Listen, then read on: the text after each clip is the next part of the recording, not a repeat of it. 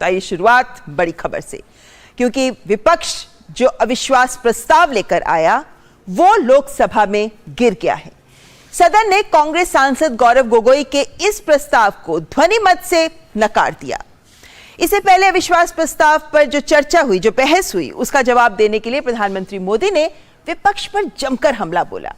PM Modi ने मणिपुर को लेकर विपक्ष की राजनीति पर भी करारा वार किया और मणिपुर के लोगों, विशेषकर वहां की महिलाओं को विश्वास दिलाया कि देश और संसद उनके साथ खड़े हैं।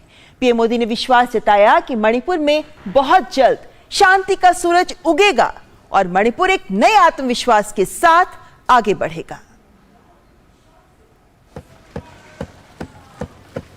लोकसभा में अविश्वास प्रस्ताव पर चर्चा के दौरान विपक्ष बार बार मणिपुर का जिक्र करके प्रधानमंत्री से इस पर बोलने की मांग कर रहा था। गुरुवार को चर्चा का जवाब देते हुए पीएम मोदी जब बोले तो मणिपुर में अपनी सरकार का पक्ष विस्तार से रखा और भरोसा जताया कि मणिपुर में शांति का सूरज जरूर उगेगा। हिंसा का दौर शुरू हो गया और उसमें बहुत परिवारों को मुश्किल हुई। अनेकों ने अपने स्वजन भी खोए। महिलाओं के साथ गंभीर अपराध हुआ और ये अपराध अक्षम्य है और दोषियों को कड़ी से कड़ी सजा दिलवाने के लिए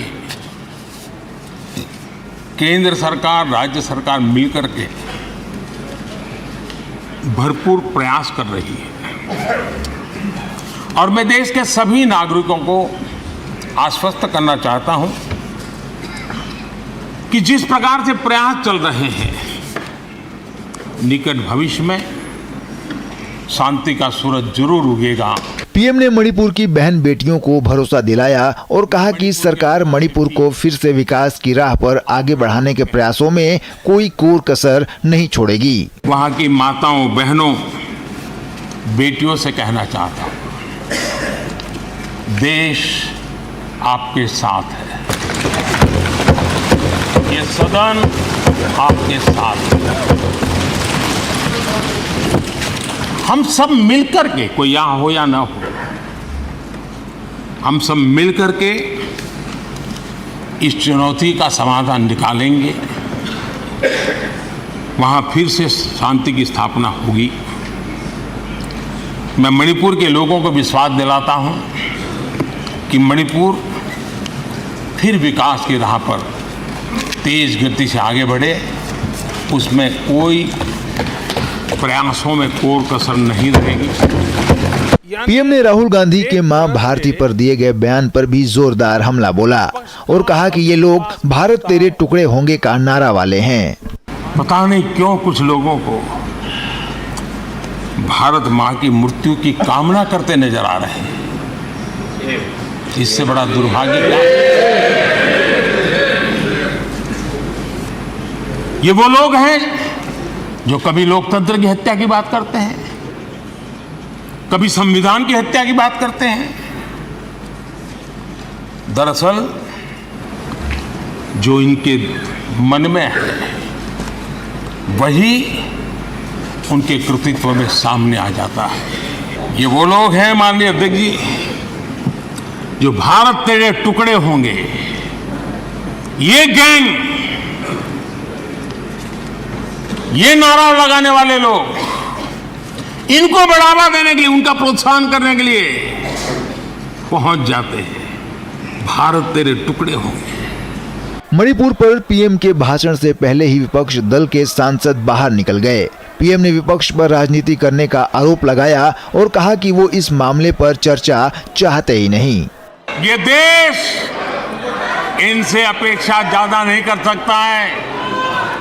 अगर इन्होंने गृह मंत्री जी की मणिपुर की चर्चा पर सहमति दिखाई होती तो अकेले मणिपुर विषय पर विस्तार से चर्चा हो सकती थी, हर पहलू पर चर्चा हो सकती थी और उनको भी बहुत कुछ कहने का मौका मिल सकता था, लेकिन उनको चर्चा में रस नहीं था। और कल अमित भाई ने विस्तार से इस विषय की चीजें जब रखी तो देश को भी आश्चर्य हुआ है कि लोग इतना झूठ फैला सकते हैं। पीएम ने पूर्वोत्तर के लिए केंद्र के प्रयासों का जिक्र किया और कहा कि हमारे लिए नॉर्थ ईस्ट हमारे जिगर का टुकड़ा है। पीएम ने कहा कि पूर्वोत्तर की समस्याओं की जननी कांग्रेस है। पीएम मोदी ने कहा कि उनके शरीर का कण कण और समय का पल पल देशवासियों के लिए समर्पित है।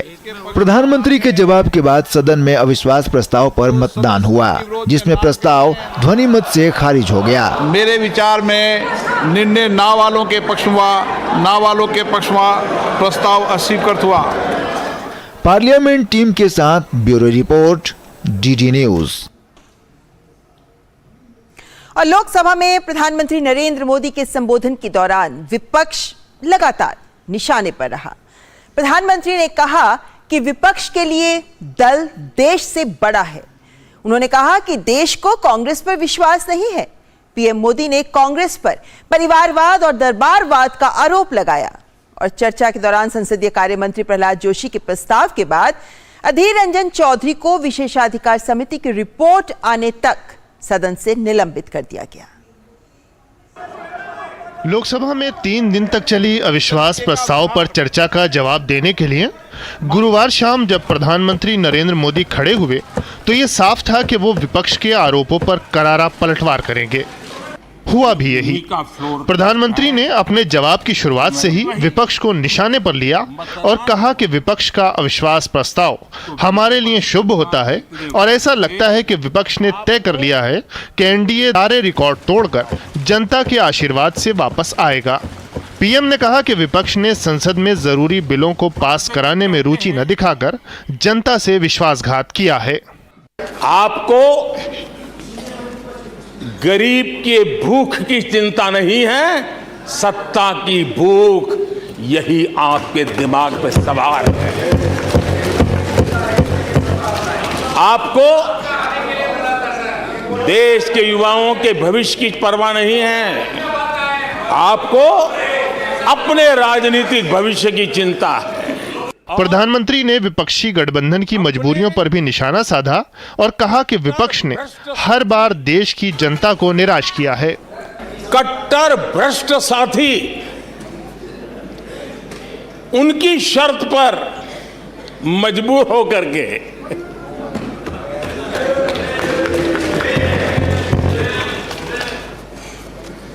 और इस अविश्वास पर प्रस्ताव पर भी आपने कैसी चर्चा की। और अध्यक्ष जी देखिए, मजा इस डिबेट का कि फील्डिंग विपक्ष ने ऑर्गेनाइज की, लेकिन चौके छक्के यहीं से लगे। प्रधानमंत्री ने संसद में चर्चा के दौरान विपक्ष की ओर से की गई अभद्र भाषा के इस्तेमाल का जिक्र किया और कहा कि विपक्ष को सीक्रेट वरदान मिला है, जिसका बुरा चाहेंगे उसका भला होगा। विपक्ष के लोगों को एक सीक्रेट वरदान मिला हुआ है। हाँ,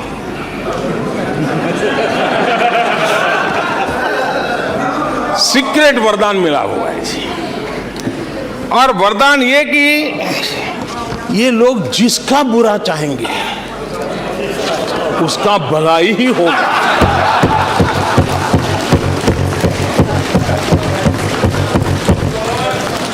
एक उदाहरण तो आप देखिए, मौजूद है। 20 साल हो गए, क्या कुछ नहीं हुआ। पीएम ने कहा कि कांग्रेस को भारत के सामर्थ्य और लोगों पर विश्वास नहीं है, लेकिन कांग्रेस पर देश के लोगों का नो कॉन्फिडेंस का भाव बहुत गहरा है। 61 वर्षों से तमिलनाडु के लोग कह रहे हैं कांग्रेस नो कॉन्फिडेंस। तमिलनाडु के लोग कह रहे हैं कांग्रेस। पश्चिम बंगाल में उन्हें आखिरी बार जीत 1972 में मिली थी। पश्चिम बंगाल के लोग 51 सालों से कह रहे हैं कांग्रेस कांग्रेस। उत्तर प्रदेश और बिहार और गुजरात कांग्रेस आखिरी 1985 में जीती थी। पिछले 38 वर्षों से वहां के लोगों ने कांग्रेस को कहा है वहां के लोगों ने कांग्रेस को कहा है। पीएम मोदी ने विपक्षी गठबंधन पर हमला करते हुए कहा कि आपने एनडीए भी चुरा लिया और इंडिया के भी टुकड़े कर दिए। उन्होंने कहा कि ये इंडिया नहीं, घमंडिया गठबंधन है। ये घमंडिया गठबंधन देश में परिवारवाद की राजनीति का सबसे बड़ा प्रतिबिंब है। देश के स्वाधीनता सेनानियों ने, हमारे संविधान निर्माताओं ने हमेशा परिवारवादी राजनीति का विरोध किया था। प्रधानमंत्री ने कहा कि कांग्रेस को परिवारवाद और दरबारवाद पसंद है। उन्होंने मोहब्बत की दुकान के कांग्रेस के नारे पर भी चुटकी ली। ये है लूट की दुकान, ये है लूट की दुकान, झूठ का बाजार। ये है लूट की दुकान, झूठ का बाजार। इसमें नफरत है, घोटाले हैं, तुष्टीकरण है, मन काले हैं। परिवारवाद की आग के दशकों से देश हवाले है। और तुम्हारी दुकान ने इमरजेंसी बेची है, बंटवारा बेचा है, सिखों पर अत्याचार बेचा है, झूठ कितना सारा बेचा है, इतिहास बेचा है, उरी के सच के प्रमाण बेचा है। शर्म करो नफरत की दुकान वालों, तुमने सेना का स्वाभिमान बेचा है। पीएम मोदी ने कहा कि चुनाव जीतने के लिए अनाप शनाप वायदों के कारण जनता पर नए नए बोझ डाले जा रहे हैं। पीएम मोदी ने कहा कि मैं देशवासियों को यह समझाना चाहता हूं कि ये लोग भारत के दिवालिया होने की गारंटी हैं। पार्लियामेंट टीम के साथ ब्यूरो रिपोर्ट, डीडी न्यूज। और विश्वास प्रस्ताव पर हुई बहस का जवाब देते हुए प्रधानमंत्री मोदी ने आर्थिक विकास के पथ पर देश की तेज रफ्तार का भी जिक्र किया। प्रधानमंत्री ने कहा कि आज भारत के आर्थिक विकास की सराहना पूरी दुनिया कर रही है। उन्होंने विश्वास जताया कि उनके तीसरे कार्यकाल में देश दुनिया की तीसरी सबसे बड़ी अर्थव्यवस्था बन जाएगा। अविश्वास प्रस्ताव पर हुई बहस का जवाब देते हुए प्रधानमंत्री मोदी ने जहां एक ओर विपक्षी दलों के आरोपों की धज्जियां उड़ाई, वहीं अर्थव्यवस्था के मोर्चे पर देश की शानदार रफ्तार को रेखांकित किया। पीएम मोदी ने कहा कि देश आर्थिक विकास की दिशा में कामयाबी की नई गाथा लिखता रहेगा। पीएम मोदी ने दोहराया कि उनकी सरकार के तीसरे कार्यकाल में देश दुनिया की तीसरी सबसे बड़ी अर्थव्यवस्था बन जाएगा। रिफॉर्म, परफॉर्म एंड ट्रांसफॉर्म, एक निश्चित आयोजन, प्लानिंग और कठोर परिश्रम की पराकाष्ठा, और इसी की वजह से आज देश इस मुकाम पर पहुंचा है। और ये प्लानिंग और परिश्रम की निरंतरता बनी रहेगी। आवश्यकता अनुसार उसमें नए रिफॉर्म होंगे और परफॉर्मेंस के लिए पूरी तरह ताकत को लगाया जाएगा। और परिणाम ये होगी कि हम तीसरे नंबर पर पहुंच के रहेंगे। आर्थिक कुप्रबंधन को लेकर भी पीएम मोदी ने कांग्रेस पर जमकर हमला बोला। पीएम ने याद दिलाया कि कांग्रेस के कार्यकाल में देश की आर्थिक स्थिति बदहाली का शिकार थी। पीएम मोदी ने कहा कि कांग्रेस के पास न तो नीति है और न ही इरादा और दृष्टि है। कांग्रेस के पास वैश्विक आर्थिक व्यवस्था की समझ भी नहीं है और न ही उसे भारत की आर्थिक क्षमता का पता है। देश की आर्थिक विकास का जिक्र करते हुए पीएम मोदी ने कहा कि हिंदुस्तान एरोनॉटिक्स लिमिटेड HAL और भारतीय जीवन बीमा निगम LIC को लेकर बहुत बयानबाजी की गई। पीएम मोदी ने कहा कि भ्रम फैलाने के कितने ही प्रयास हुए लेकिन सच्चाई सामने आई। पीएम ने कहा कि आज HAL और LIC का शानदार प्रदर्शन दुनिया देख रही है। हमारे डिफेंस के हेलीकॉप्टर बनाने वाली सरकारी कंपनी HAL, ये HAL को लेकर के कितनी भली बुरी बातें इन्होंने करी थी। क्या कुछ नहीं कहा गया था एचएएल के लिए, और इसका दुनिया पे बहुत नुकसान करने वाली भाषा का प्रयोग किया गया था। आज एचएएल सफलता की नई बुलंदियों को छू रहा है। आप जानते हैं एलआईसी के लिए क्या क्या कहा गया था? एलआईसी बर्बाद हो गई, गरीबों के पैसे डूब रहे हैं, गरीब कहां जाएगा, बेचारे ने बड़ी मेहनत से एलआईसी में पैसा डाला है। क्या कहें, जितनी उनकी कल्पना शक्ति थी, जितने उनके दरबारियों ने कागज पकड़ा दिए थे, सारे बोल लेते थे, वो सारे बोल लेते थे। लेकिन आज एलआईसी लगातार मजबूत हो रही है।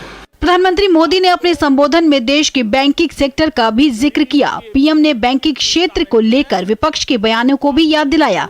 प्रधानमंत्री ने कहा कि दूसरे देशों के लोगों का सहारा लेकर भी भारतीय बैंकिंग सेक्टर के डूबने के दावे किए गए, लेकिन आज भारत का सार्वजनिक बैंकिंग सेक्टर जबरदस्त मुनाफे में है।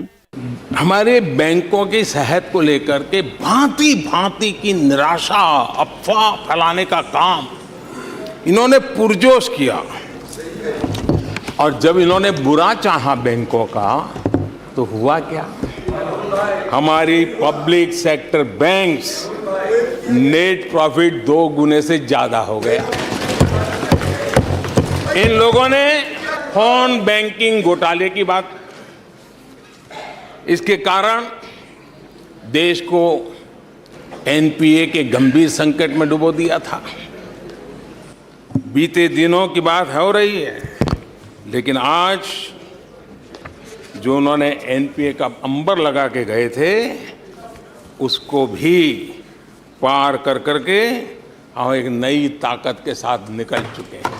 पीएम मोदी ने विपक्ष को घेरते हुए कहा कि ये वो लोग हैं जिन्हें देश के सामर्थ्य पर भरोसा नहीं है। पीएम ने कहा कि इन लोगों को देश के परिश्रम पर विश्वास नहीं है। प्रधानमंत्री ने अपने संबोधन में नई ऊंचाइयों की ओर जा रही भारतीय अर्थव्यवस्था को सराहा और विपक्ष की नकारात्मक राजनीति की जमकर आलोचना की। पार्लियामेंट टीम के साथ ब्यूरो रिपोर्ट, डीडी न्यूज। तो 3 दिन की चर्चा में जहां विपक्ष ने अपनी बातें रखी, तो वहीं सत्ता पक्ष ने भी तस्वीर साफ की। लेकिन जब प्रधानमंत्री ने 3 दिन की बहस का जवाब दिया तो सब कुछ साफ हो गया और अविश्वास प्रस्ताव गिर गया। इसी पर करेंगे चर्चा, लेकिन फिलहाल यहां रुकेंगे एक ब्रेक के लिए। होंगे बच्चे स्वस्थ, भले भूलेगा बचपन।